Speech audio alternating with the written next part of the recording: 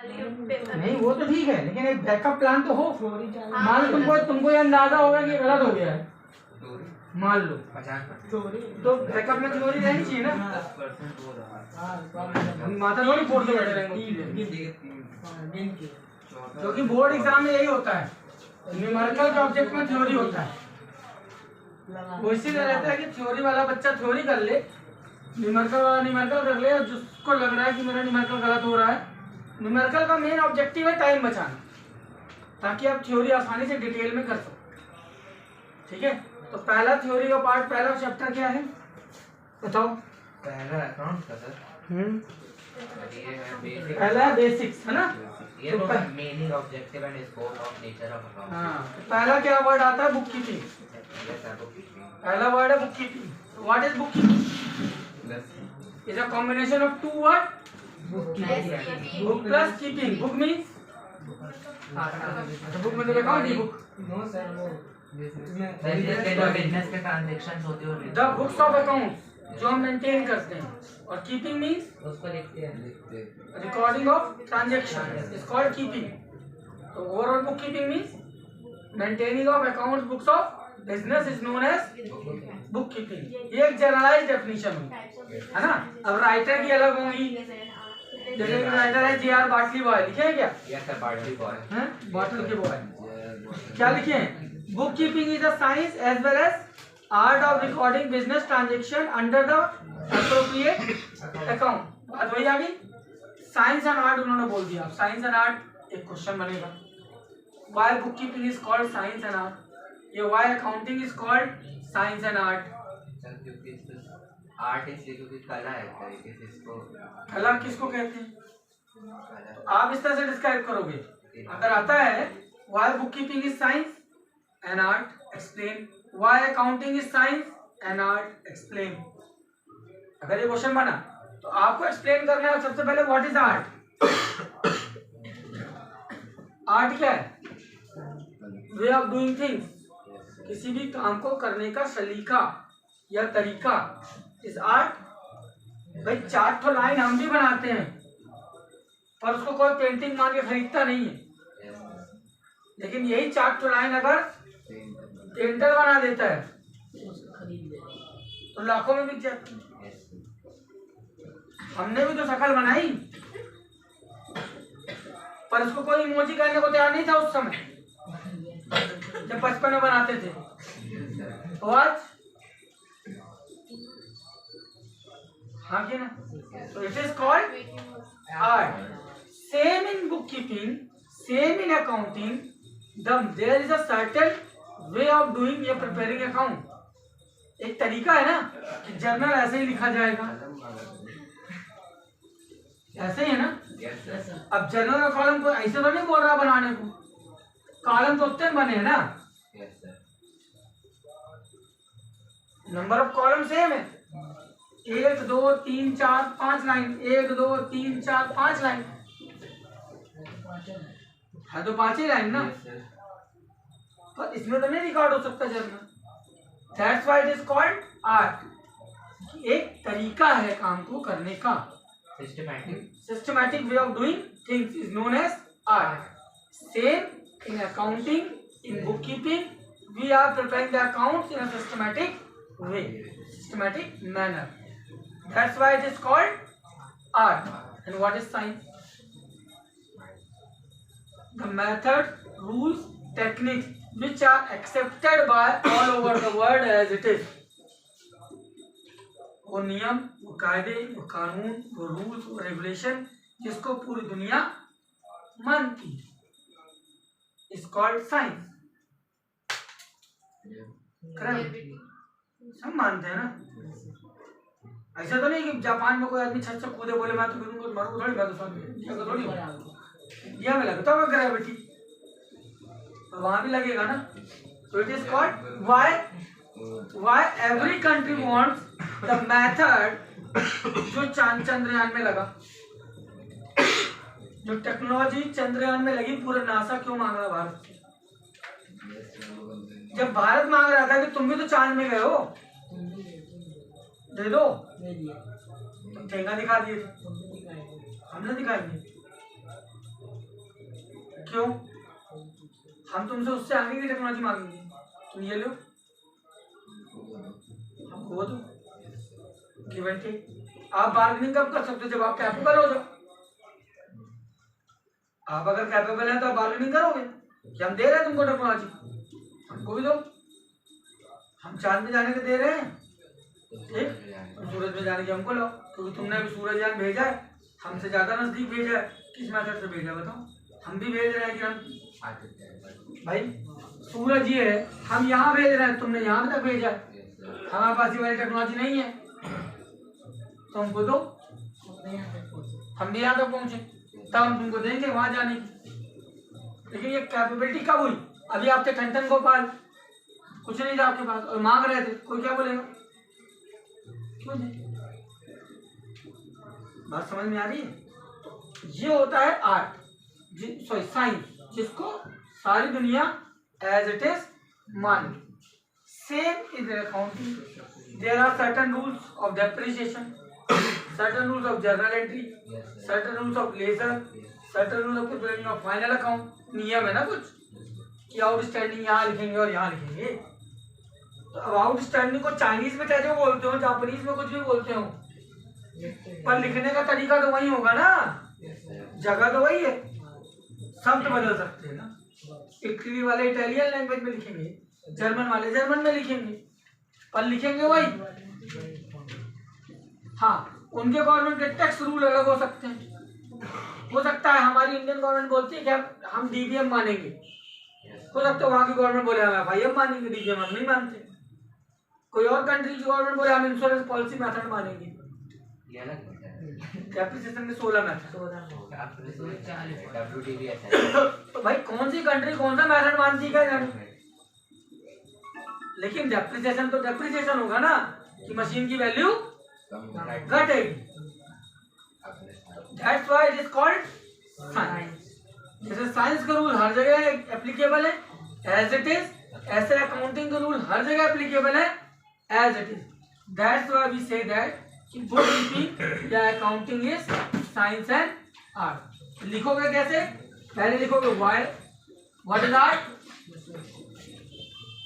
Y book keeping या accounting is art. Art बताया, फिर आप लिख दो क्यों हमारा साइंस भी, हमारा बुक कीपिंग भी आर्ट है। फिर बता दो science why book keeping and accounting is science. हाँ, मतलब उसमें क्या होता है डिफरेंस बिटवीन में अकाउंटिंग को साइंस बताया गया है और बुक कीपिंग को आर्ट, बट बोथ क्यों नहीं? एक्चुअली में ऐसा इसलिए है, बुक कीपिंग में केवल 2 काम होते हैं, जर्नल और लेजर, जो डिफरेंस ना हो। और अकाउंटिंग में क्या होते हैं इसके बाद के सारे काम, अप टू फाइनल अकाउंट। इसलिए इसको बोला है कि ये साइंस है, सॉरी आर्ट है, और ये साइंस। एक और चीज सर, बुक कीपिंग को प्राइमरी स्टेज तो इसीलिए क्वेश्चन क्या बनता है, why book keeping and accounting is called science and art. Question ये है कि बुक कीपिंग और अकाउंटिंग को साइंस एंड आर्ट क्यों कहा गया? रीजन, यहाँ साइंस, यहाँ आर्ट लग रहा है और यहाँ साइंस लग रहा है। बात समझ में आई? आर्ट क्यों है? करने का तरीका। मैंने वाला एग्जांपल दिया था, याद होगा तुम लोग को, खाने वाला। Yes sir. कि घर में मेहमान आए तो कैसे परोस रहे हो, वो क्या है? आर्ट है।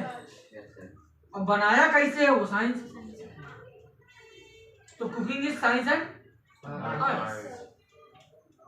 बात पल्ले पड़ रही है? Yes sir. तो सेम अभी ये क्वेश्चन लिखते बन जाएगा, इन योर ओन वर्ड्स लिख के लाना। क्या होगा ज्यादा से ज्यादा, थोड़ा कुछ अप एंड डाउन होगा, लेकिन एक बार अगर लिख जाएगा तो दोबारा जब लिखोगे तो उससे अच्छा लिखोगे। Why bookkeeping is called, या why bookkeeping and accounting is called science and art। Bookkeeping और अकाउंटिंग को साइंस एंड आर्ट क्यों कहते? तो पहले लिखना आर्ट क्या है, तो वाई बुककीपिंग इज आर्ट। तो साइंस क्या है, वो मेथड जो पूरी दुनिया में माना जाता है वो साइंस है। तो अकाउंटिंग के भी सारे रूल पूरी दुनिया में माने जाते हैं, इसलिए वो साइंस है। Why bookkeeping and accounting is called science and art.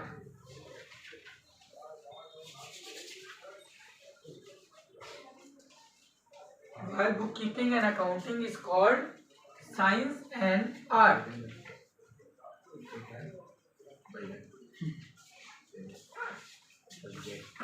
Why bookkeeping and accounting is called accounting is called science and अगर ये एग्जाम में आ जाए why accounting is called science and art तो कंफ्यूज मत होना, यही लिखना है ना। फंडा यही है, पहले आर्ट बताओ कि why वो आर्ट है, कंपेयर कर दो, साइंस बताओ why वो साइंस, खत्म। ठीक, अब मैंने आपसे बात हुई थी कल अपन ने कुछ थ्योरी पढ़ी, अकाउंटिंग के ऑब्जेक्टिव पढ़े थे ना, ठीक है, ऑब्जेक्टिव हो गए थे। अब आते हैं डिफरेंस, ये इंपॉर्टेंट है, the difference between book keeping and accounting. Exam में 4 नंबर से ऊपर आना नहीं है, है ना, 4 नंबर से ऊपर नहीं आना। तो पहले तो डेफिनेशन, बुक कीपिंग की डेफिनेशन मालूम है, अकाउंटिंग की डेफिनेशन बताई थी, बन जाएगी ना। सेकंड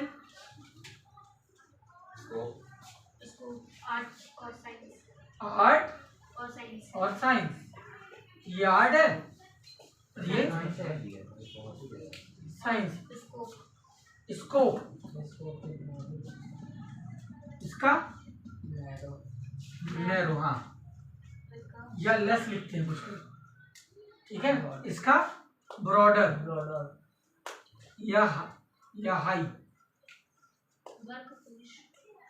नेचर ऑफ जॉब, चलो जॉब लिखो, नेचर है ना, नेचर ऑफ वर्क, ये क्लर्क है, क्लर्शियन इन नेचर, ये क्लर्क की इमेज बनती है। और इसमें प्रोफेशनल, एनालिटिकल मतलब प्रोफेशनल, उसको करने वाले को प्रोफेशनल बोलते हैं, जैसे चार्टर्ड अकाउंटेंट, वो अकाउंटेंट, और ये अकाउंटेंट और ये चार्टर्ड अकाउंटेंट, दोनों में फर्क है ना, तो वो प्रोफेशनल कहलाता है। क्वालिफिकेशन,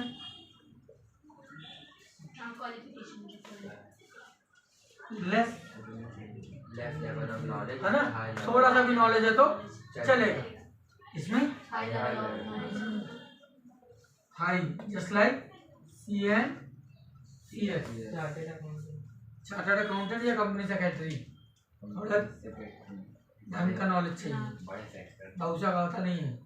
पहले तो नॉर्मल दुकान वाले करते हैं बुक कीपिंग जो होते हैं, और वो बड़ी कंपनीज MNC हाँ, करती हैं। क्लियर। और क्या, और कोई बनाना है, बन जाएगा फंक्शन। हाँ, इसमें क्या काम होता है, जर्नल ऑफ लेजर, और इसमें rectification of error, bank reconciliation, statement, final account, trial health. तो बहुत सारे चैप्टर हैं जो 12th में भी आते हैं, cash flow, fund flow, ratio, analysis of financial statement, management accounting, cost accounting, corporate accounting, ये सब होना चाहिए, बहुत लंबा, इसका छोटा है।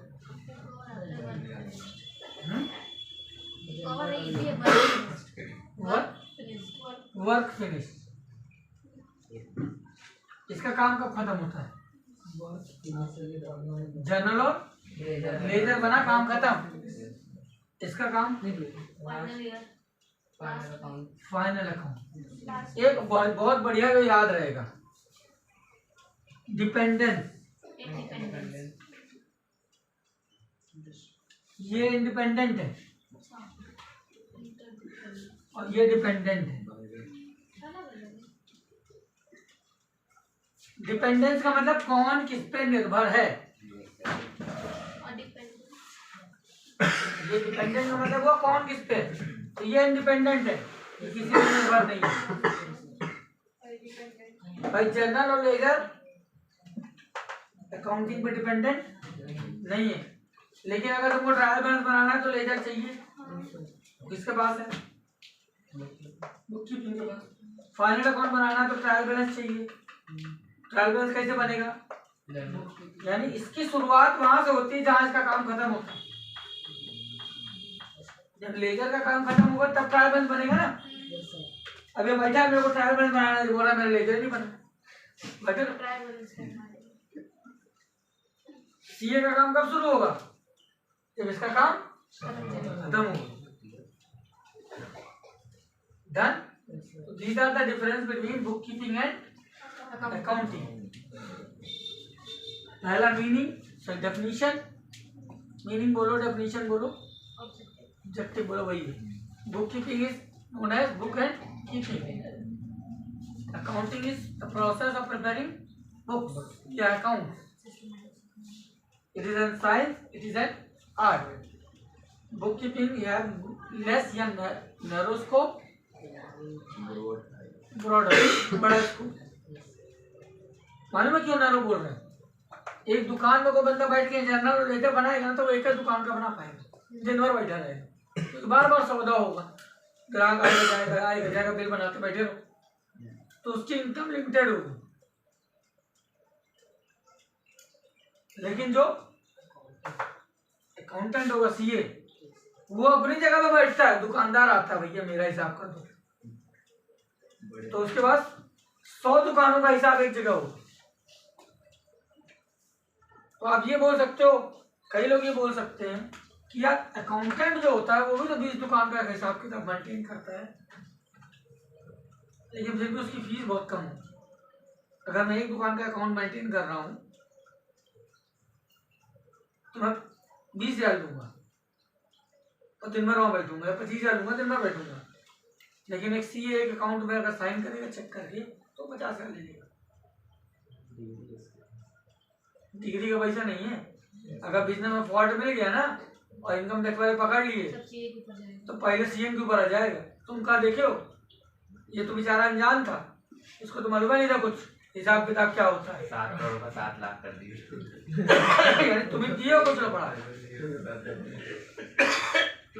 गुरु पिक्चर देखी है? किसकी?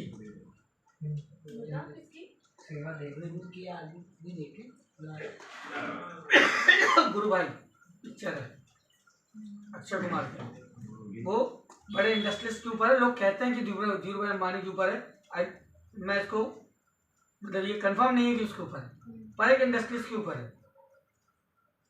वो बंदा अंगूठा छाप धीरे धीरे बिल्ड करके एक इंडस्ट्री बनाता है कपड़े की। इंडिया की नंबर 1 इंडस्ट्री बन जाती है। उसके ऊपर छापामारी होती है, उसको अंदर कर दिया जाता है। वो सारे सबूत ला के धर देता है, सारे खाते वही ला के धर देता है। तो मेरे को कुछ आता ही नहीं। ये जो लोग बनाए हैं अकाउंटेंट लोग, ये है, अगर आपको लगता है कि इसमें कुछ गलती है तो बताओ। मैं कुछ नहीं जानता, मैं इतना जानता हूँ माल कैसे बनाते हैं, कैसे बेचते हैं। गवर्नमेंट के नियम कायदे कानून क्या है, उसके लिए सीए, लॉयर ये हैं। बाकी ये भी गुनहगार नहीं है। अगर इनसे कोई गलती हुई है तो पेनाल्टी बताओ, और या तो फैक्ट्री में ताला मार दो। मैं दूसरी फैक्ट्री खोल लूंगा, फिर बिजनेस चालू कर दूंगा। मेरे को तो व्यापार करना आता है ना, तो अगर मैं एक बार व्यापार बंद खड़ा कर सकता हूँ तो दोबारा भी खड़ा कर सकता हूँ। तो 7 जज बैठे थे तो बोलते हैं सही बात बोल रहा हूँ। मर्डर थोड़ी किया कि फांसी पे टांग देंगे, व्यापार किया है। अगर लग रहा है टैक्स में चोरी हुई है तो फाइन लगा दो, पेनाल्टी लगाओ। भरे दे रहे हैं पेनाल्टी, जब पेनाल्टी ना भरेंगे तब ना जेल भेजोगे।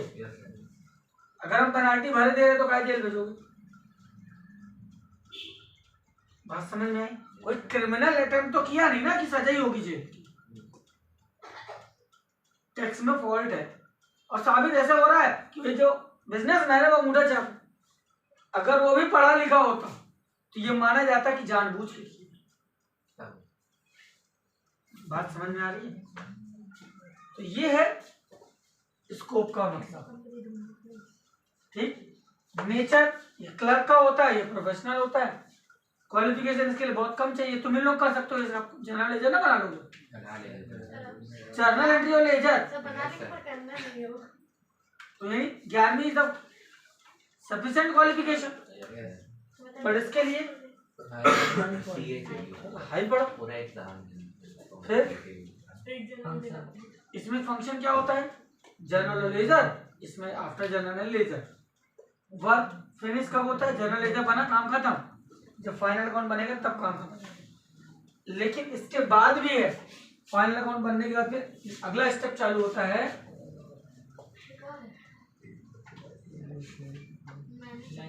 Management account. यानी जो हिसाब किताब बन गया, अब उसके बेसिस पे मैनेजमेंट डिसीजन लेगा कि मेरे को भविष्य में बिजनेस कैसे चलाना है। भाई यहाँ बता रहा है कि नेट प्रॉफिट हुआ 500 करोड़ इधर, और ये अकाउंट एनालिसिस करके बताएगा कि एग्जैक्ट 500 करोड़ है, 600 करोड़ है कि 200 करोड़ है। मालूम है क्यों? क्योंकि यहाँ जो प्रॉफिट दिख रहा है इसमें बहुत सारे ऐसे खर्चे डले हैं जो एक्चुअल में खर्चे नहीं है। एग्जाम्पल दूं, जैसे डेप्रिसिएशन। डेप्रिसिएशन क्या होता है, एसेट्स की वैल्यू जो कम होती है उसको प्रॉफिट एंड लॉस के डीआर में लिखते हो कि नहीं लिखते? उसकी असर क्या होता है कि नेट प्रॉफिट कम हो जाता है, हाँ कि ना? पैसा अपने पास ही बचता। अब 1 करोड़ की मशीन 10% डेप्रिसिएशन यानी 10 लाख, तो तुम्हारा नेट प्रॉफिट 10 लाख घट गया। तो क्या वो जो 10 लाख रुपए घटा, वो 10 लाख तुम उस फैक्ट्री के जिससे तुमने प्लांट खरीदा था उसको दे के आते हो? एग्जाम्पल और देता हूँ, तुम कार खरीद के लाए 5 लाख, 10% 50,000 डेप्रिसिएशन लगा, तो 50,000 रुपए वापस निकाल के प्रॉफिट में से दुकानदार को दे के आओगे शोरूम वाले को, ले बेटा डेप्रिसिएशन नहीं, तो 5 लाख दे। ये हमारा है ना पर्सनल प्रॉफिट नहीं है, पर्सनल खर्चा था जिसको आपने खर्चे की तरह लिखा है, लेकिन वो पैसा तो तुम्हारे पास है ना, तो उस पैसे को क्या करोगे? कहीं इन्वेस्ट। क्यों इन्वेस्ट? ताकि 5 साल बाद जब मेरी कार कबाड़ हो जाएगी तब नहीं दे सकते। तो जो प्रॉफिट तुम शो कर रहे हो 500 करोड़, हो सकता है वो 700 करोड़ हो। तो प्लानिंग कैसे बने फ्यूचर की? 700 करोड़ के हिसाब से ना, 500 करोड़ के हिसाब से क्यों बना रहे हो? या हो सकता है तुमने फालतू के प्रॉफिट दिखा रखे हो, प्रॉफिट 200 करोड़ दिखा रहे हो 500 करोड़, पर क्यों दिखाएंगे ज्यादा? टैक्स भी उसी हिसाब से भरना हो जितना प्रॉफिट होगा। हम ज्यादा प्रॉफिट इसलिए दिखाएंगे ताकि जो शेयर होल्डर है जो हमारी कंपनी में पैसा लगाए हैं वो सोचे अच्छा बढ़िया कंपनी है और पैसा लगाओ। बात समझ में आ रही है? तो इस सब अकाउंटिंग के झोल है। तो ये हो गया बुक कीपिंग एंड अकाउंटिंग के बीच का डिफरेंस। अब आते हैं एडवांटेज ऑफ अकाउंटिंग। तो एडवांटेज में भी वही लिखोगे जो ऑब्जेक्टिव में लिखा। अकाउंटिंग करने के क्या क्या फायदे हैं? ऑब्जेक्टिव बताया था ना, क्या क्या थे? इसकी फोटो खींच के डाल दो ग्रुप में, मिटा दो।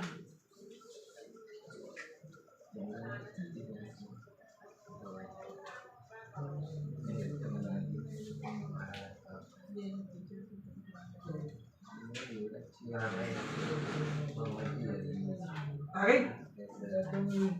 अरे ठीक है सब रहेगा।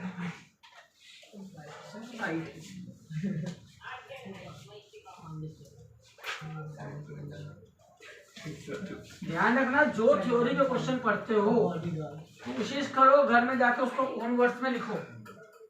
ओन वर्ड्स में अगर एक बार लिख दोगे तो दोबारा जब एग्जाम में लिखोगे तो ज्यादा बेटर वर्ड आएंगे दिमाग से। कोई भी डेफिनेशन तो ओन वर्ड्स में। अब एडवांटेज ऑफ अकाउंट। अकाउंट करने का क्या फायदा है?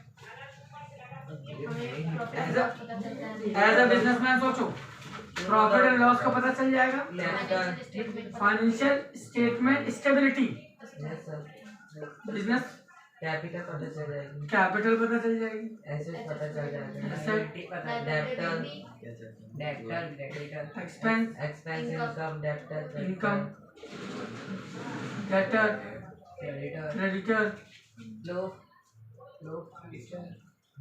अजी लोन, प्रूफ। हाँ, प्रूफ के काम में आएगा। तो ये एडवांटेज किसके हैं? बिजनेस के।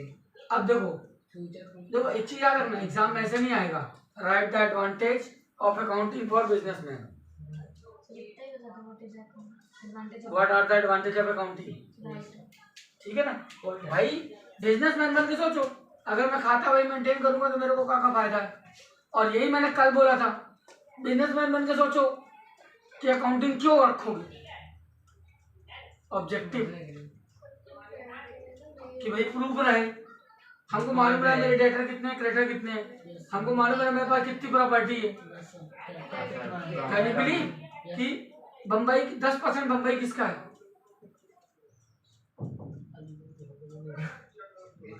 10% मुंबई की 10% जमीन एक घर के पास है।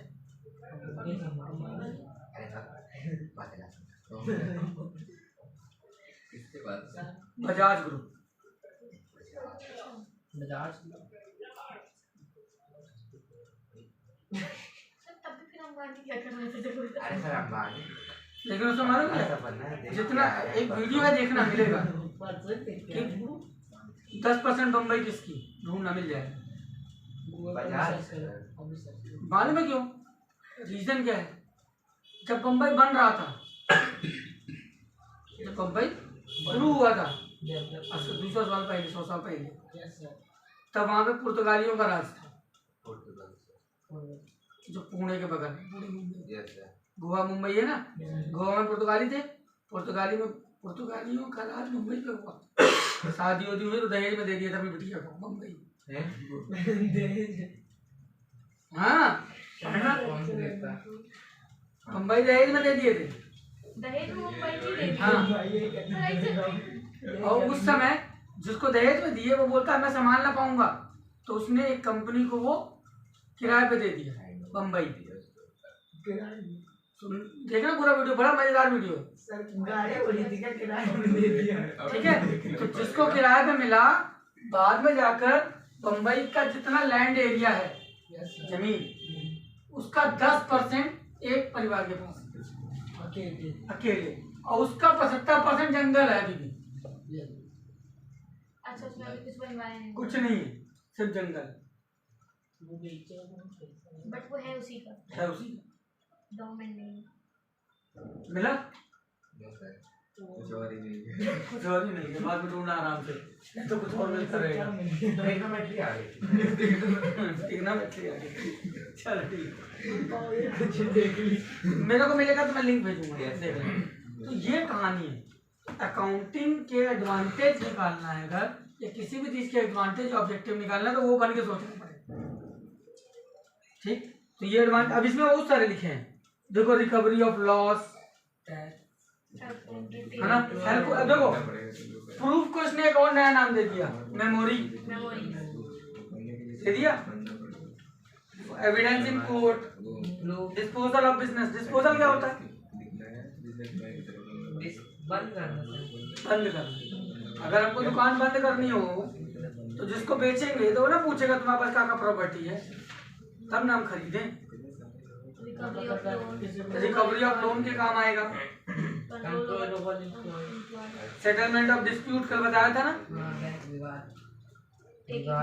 ये वही वाला पार्ट आ गया। मैनेजमेंट डिसीजन लेना, भविष्य में क्या करना है, तो ये सब गवर्नमेंट को क्या फायदा होगा? देखो टैक्स मिल जाएगा, knowledge of financial position of government, भाई बैंक को कम से कम मालूम तो रहे सरकार को कि इसका व्यापार कैसे चल रहा है। अगला acceptance of financial subsidy. Subsidy क्या होती है बताओ? Sir subsidy. हाँ बोलो बोलो। सर जो अमाउंट पे मतलब गवर्नमेंट को किसी मतलब टैक्स पे करते तो उसके बदले में जो हमको मिलता है उसको सब्सिडी बोला जाता है। ये इसलिए तुम लोग जान रहे हो क्योंकि सिलेंडर से, यस सर। है ना, 1000 रुपये का सिलेंडर खरीदते हैं तो अकाउंट 500 वापस आता है, सर 5-3 रुपए 5 रुपये 3 रुपये आता है, है ना। तो it is known as subsidy. इसी का एक एग्जांपल और देता हूँ समझना, जैसे सोलर पैनल है, अगर आप अपने घर में सोलर पैनल लगाएं सोलर से एनर्जी बनाने के लिए, तो गवर्नमेंट उसे 50% की छूट देती है। अब तो ऐसा भी देता है, छूट वही तो है। अरे यार तुम 2 लाख का पैनल लगाओगे, 1 लाख अपना लगाओ, 1 लाख रुपए गवर्नमेंट दे देगी उसको।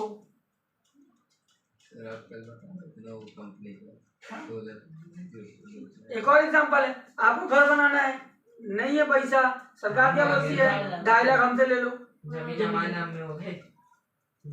It is known as subsidy, जो गवर्नमेंट आपको प्रोवाइड कर रही है फॉर योर बेटरमेंट, आपकी ग्रोथ के लिए, कि उस पैसे का सही यूज करो। जैसे कि एग्जांपल दे रहे हैं, अभी गवर्नमेंट क्या दे रही है 1250 रुपया बहनाओं को। अब डिपेंड ऑन यू कि बहना उसको फूंक दे पैसे को सूट खरीद के, या ऐसा भी हो सकता है कि बहुत सारे ऐसे परिवार हैं, ऐसी लेडीजें हैं जिनके पास आय का कोई साधन नहीं, इनकम का कोई सबूत वो नहीं है, तो हो सकता है जब उसको पहले बार 1000 रुपया मिले तो 1000 रुपए की सब्जी ले आए और सब्जी लगा ले, तो उससे 1200 बना ले, और 6 महीने बाद उसकी स्थिति हो जाए कि वो एक दुकान टाइप में सब्जी खोल ले, क्योंकि हर महीने उसको पैसे मिल रहे हैं, प्लस वो अपने पैसे को रोटेट करके बिजनेस को बड़ा करके अपना परिवार चला ले। पॉसिबल है। उसी देखो, जैसे एग्जांपल देते हैं, गवर्नमेंट जो छूट देती है वो इसलिए नहीं देती कि तुम अकारत हो जाओ। गवर्नमेंट अगर बोल रही है कि हम आपको अनाज फ्री में दे रहे हैं, तो इसलिए थोड़ी दे रही कि घर में बैठ जाओ। ऑब्जेक्टिव क्या है? अगर एक रिक्शा वाला 300 रुपये कमा रहा है दिन में, 300 रुपये कमा रहा है, तो वो 15 रुपए किलो को 20 रुपए किलो को आटा खरीदेगा तो उसकी तो हालत खराब हो जाएगी। तो गवर्नमेंट ने क्या बोला, तुमने 300 कमाया, 250 रुपये सरकार को दो, महीने भर का राशन ले लो पूरे परिवार का, एक दिन में, एक दिन की कमाई। अब बाकी के 29 दिन जब तुम कमाओगे 9,000 रुपये, ठीक, उससे अपने बेटे को, बच्चे को पढ़ाओ, 8,700, उससे घर के बाकी खर्चे चलाओ। 800 रुपये। एक तरफ से तुम फ्री हो गए ना, कि घर में रोटी सब्जी कैसे आएगा, मोटा खर्चा, जो बड़ा खर्चा था उससे तो बच गए ना। लेकिन इसका क्या किया लोगों ने, उल्टा कर दिया, बोले एक दिन की कमाई से पहुंच गया, बाकी दिन कमा के तुम न रहेंगे। इट्स डिपेंड ऑन यू कि उसी योजना का आप क्या करते हैं। बात समझ में आ रही है? Objective always right. तुम्हारा गवर्नमेंट ने क्या बोला, डेप्रिसिएशन क्यों लगाओ, ताकि फ्यूचर में मशीन को रिप्लेस कर सको। अब वही गलती मैंने की, बाइक जब खरीदी थी सरकार ने बोला था डेप्रिसिएशन लगाओ। अगर मैं 40,000 की गाड़ी खरीदा था, सोचो मोटरसाइकिल 40,000 में, 4,000 निकाल के रखता तो 10 साल बाद मेरे पास 50,000 रुपये होता। 40,000 प्लस 12,000 ब्याज हो जाता। 50,000 रुपये लगा था, नई गाड़ी खरीद के लिया। आज नई गाड़ी लेनी है तो 1 लाख पूरा अपनी जेब का लगाओ, क्योंकि वो बचत तो की नहीं।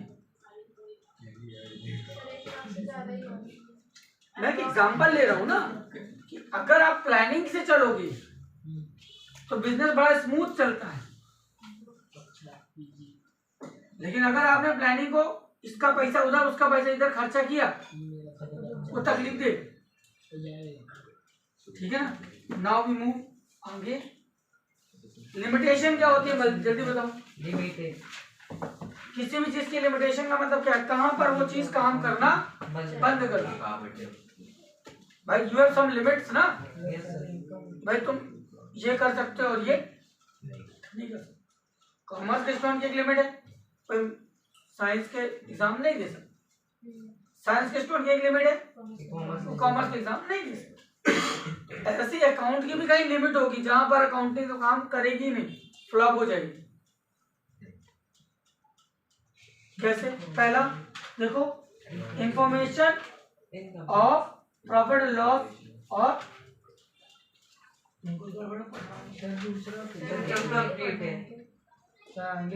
Information limited. पहला इनकम्प्लीट इंफॉर्मेशन, यानी आपने लिखा है फर्नीचर खरीदा राम कुमार से, खत्म। बताओ ना, इनकम्प्लीट इंफॉर्मेशन है ना। अमाउंट लिखा है, 2 किलो शक्कर बेची, किसको बेची मामा थोड़ी कितने की बेची? ये थोड़ी लिखा 2 किलो शक्कर बेची, एंट्री क्या बनी? कैश अकाउंट या to sugar to sales sales से यहाँ कहाँ लिखे 2 kg? मैं कर रहा हूँ लिखेंगे अमाउंट होना चाहिए। अमाउंट है सर तो अगर इनकम्प्लीट इंफॉर्मेशन महंगी होगी, हो गई। अगर इनकम्प्लीट इंफॉर्मेशन होगी तो क्या ये बनेगा? सबसे अब मुझे ट्रायल बैलेंस बनाना है, 200 अकाउंट है, समझना? मैंने 199 अकाउंट बनाए हैं, 199 एक बचा है एक बचा है, तो ट्रायल बैलेंस पूरा होगा क्या? नहीं सर टोटल मैच में करेगा। गलत आ जाएगा पूरा फाइनल अकाउंट तुमने बढ़िया से बनाया, कौन सा लगा देखने डेप्रिसिएशन लगाना भूल गलत आ जाएगा। गए। इनकम्प्लीट इंफॉर्मेशन अगर है तो अकाउंटिंग फ्लॉप, वहाँ वो काम बंद करना नहीं करेगी। Next, disclosure of valueless assets. आपने कुछ ऐसा लिख रखा है जिसकी कोई कीमत ही नहीं, फालतू लिख रखे हो। जबरदस्ती कैसे? डिबेंचर्स, दुकान की प्रॉपर्टी नहीं है, लेकिन लिख रखे हो फर्नीचर, घर वाला फर्नीचर भी दुकान में जोड़ो। सब लिख दिए जिसकी दुकान के लिए कोई वैल्यू नहीं है नहीं, जिसे होता है गुडविल, लिखा जाता है बैलेंस शीट में एसेट साइड। लेकिन अगर गुडविल की कोई वैल्यू लिखी है तो इट इज वेरी डेंजरस। क्यों? गुडविल कोई एसेट होती ही नहीं है फिजिकली, इंटेंजिबल है ना, तो वो केवल लायबिलिटी और एसेट्स को बैलेंस करने के लिए यूज होती है। याद होगा ओपनिंग एंट्री बताई थी, लास्ट में एसेट्स अकाउंट या टू लायबिलिटी, लायबिलिटी कमाए तो कैपिटल लिखो, एसेट्स कमाए तो गुडविल लिखो। तो वो जुगाड़ की स्टेपनी है गुडविल, कि अपने नाम पे पैसा उधार ले लिया। बात समझ में आया? तो ये वो प्रॉपर्टीज हैं जिनकी एक्चुअल में कोई वैल्यू नहीं है। ये वैल्यू कब है मालूम? गुडविल जब तुम्हारा सब कुछ अच्छा अच्छा चल रहा है। कहावत में बोलते हैं मीठा मीठा गप कड़वा कड़वा थू, मतलब अच्छे समय में तुम्हारे साथी हैं, जब बुरा समय आया तो निकल लो। आज कोई अच्छा शोरूम चल रहा है तो उसको करोड़ों रुपए कर्जा मिल जाएगा, वही शोरूम घाटे पे आ जाए, कोई ना नहीं कहाँ में गुडविल खत्म। गुडविल वो एसेट है जिसकी कोई एक्चुअल में वैल्यू, तो उसको लिखने से आपका अकाउंट डिस्टर्ब होगा, उसकी limit. Next, non disclosure of present value of business. क्या होता है? कई बार बिजनेस की आज की रियल कीमत तुमको पता ही नहीं अभी कितने चल रहे कि उसकी एक्चुअल वैल्यू हैं क्या है। एक्चुअल जैसे फॉर एग्जाम्पल मेरे को अपनी ये कोचिंग बेचनी, घर नहीं, कोचिंग कि मेरे नाम से बच्चा आ रहा है ना, ठीक, मैं अपने नाम को बेच रहा हूँ। कैसे? अब मैं कोचिंग नहीं पढ़ाऊंगा, मैंने यहाँ बोर्ड टांग दिया बाहर कि कॉमर्स पढ़ने के लिए जो भी छात्र आया इस नंबर पे संपर्क करें, दूसरे साइड में उस टीचर का नंबर दे दिया। और मैंने उस टीचर से क्या बोला, साल में देखो मैं कोचिंग के नाम पे 3 लाख कमाता हूँ, 2 लाख कमाता हूँ, 50,000 मेरे को दो, या मेरे को अगले 3 साल में जितनी कमाई होगी उसका 20% चाहिए, और मेरे नाम से मैं बच्चे भेजता रहूंगा, मेरे पास जो भी आएगा मैं तुम्हारे पास भेज दूंगा। इट इज कॉल्ड, मेरे को बिजनेस को अपना बेचना है, तो मेरे बिजनेस की आज की एक्चुअल कीमत क्या है वो पता ही नहीं। भाई मान लो कोई शोरूम है सपना, कोई भी कंपनी, कोई भी बड़ी दुकान का नाम सोच लो, और वो बोल रहा है मेरे को बेचना है, खरीदने जाए। अब मुझे काम धंधा ये बंद करना है, तुम नाम भी ले लो, जगह भी ले लो, सामान जो उधार है वो भी ले लो, पैसा दो, तो एक्चुअल वैल्यू निकालोगे ना। तो प्रेजेंट वैल्यू क्या है वो पता नहीं होगा, तो वहां जब तक वो पता नहीं चलेगा अकाउंटिंग फ्लॉप रहेगी। अगला क्या है? Change in policy. गवर्नमेंट के नियम बदल गए। रिवर रोड जहाँ से 4 रिवर रोड गवर्नमेंट का प्रोजेक्ट आया, वहां से रेल लाइन निकलेगी, खत्म। खत्म। बड़े बड़े शोरूम का क्या होगा? खत्म हो जाएगा। टूट जाएगी। रोड हट जाएगी, वो रोड पे आ जाएंगे। इमेजिन ना, गवर्नमेंट का नियम बदला, तो उनके तो पूरे डूब जाएगा बिजनेस जितना पूरा। सिंपल है। अरे जस्ट इमेजिन करो, फ्लाईओवर बना, यस सर, फ्लाईओवर के अगल बगल की जितने दुकानें थी सबका धंधा खत्म। यस सर, खत्म मतलब बंद नहीं हुआ, लेकिन डाउन तो हुआ। बहुत डाउन। अब सोच के देखो, वो फ्लाईओवर अगर जाके उतरता पतेरी में, मार्केटिंग ही रह गया है सर। क्या फर्क पड़ता? वहाँ पे जितने दुकान थी सबकी मार्केट है, जस्ट बिकॉज ऑफ वन एक नियम। अभी ये बढ़िया धंधा कर रहे हैं ये लोग, ये वाले रोड वाले, है ना? जो रोड चौड़ी हो रही काहे के लिए हो रही है? जो इतनी चौड़ी रोड नजीराबाद से बन रही है और जाएगी कहाँ तक? फ्लाईओवर तक। यस सर, ठीक, काहे के लिए बना रहे हैं?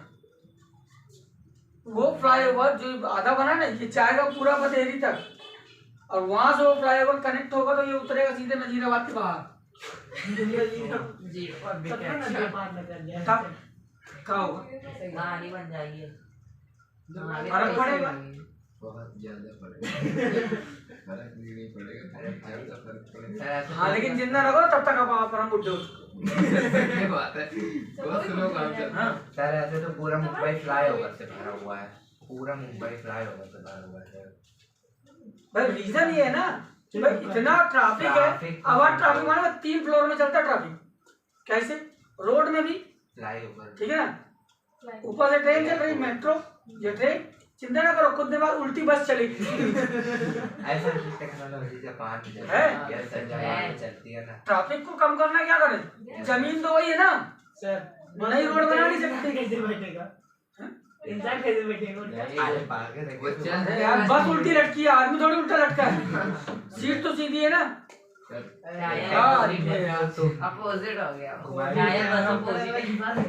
बस अपोजिट। समझ में आया? चक्का भर ऊपर है, आदमी वैसे ही है। सीट तो चक्का के नीचे होती है। अबे यार, गजब हो गया। तेरे को थाली में खाना दे रहा हूँ, थाली उल्टी करके ऊपर रख के नहीं दे सकते। समझ में आया? खाना गिर ना जाएगा, अरे ऊपर रख देंगे उल्टी करके भाई, कहाँ से गिर जाएगा।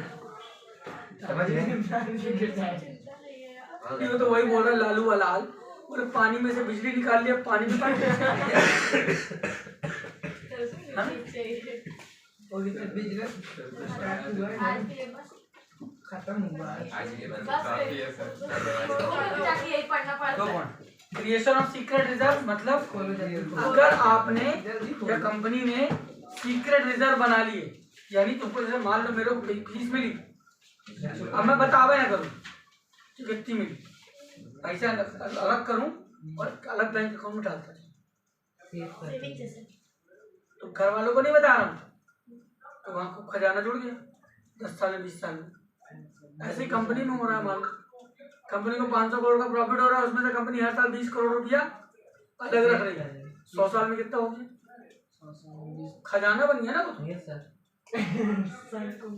सोच कर देखो, ये होता है जब वो पैसा रखूंगा तो मैं कैश के फॉर्म में थोड़ी रखूंगा, गोल्ड के फॉर्म में रखूंगा, तो आज कितना बन जाएगा? 100 साल बाद। तो अगर आप सीक्रेट रिजर्व बनाते जाओगे और अकाउंट में नहीं बताओगे तो अकाउंट क्या कर लेगा?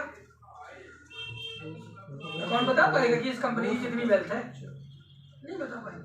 जैसे एक स्टैटिस्टिक्स है, दुनिया में सबसे ज्यादा गोल्ड किस कंट्री के पास?